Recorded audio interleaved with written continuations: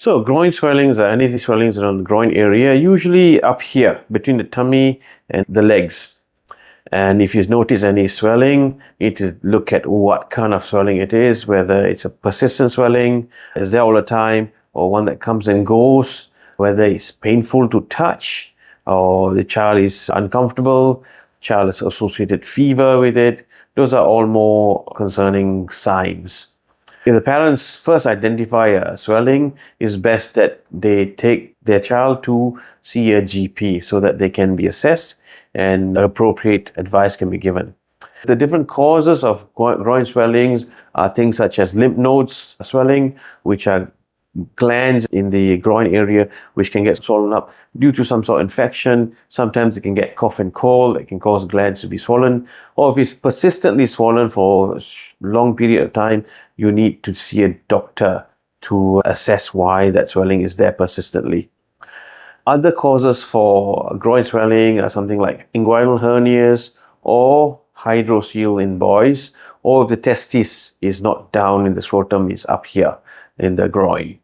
So those are the possible causes for groin swelling, most of which will require a surgeon to assess to decide what needs to be done.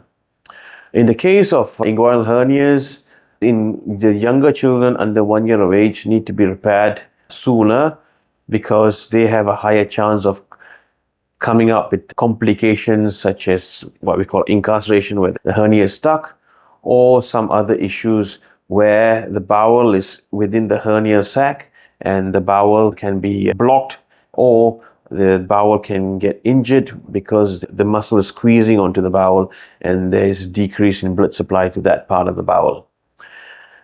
The other conditions such as hydrocele may not need to be treated early. Most of hydrocele in babies will resolve by itself in 1 or 2 years of age. So we tend not to do any surgical intervention until that age. Children with an undescended testes need to be assessed, and if it's truly undescended, the surgery is offered at about 6 months of age, which is the ideal time so that the testes can grow with good quality functional testes for future function.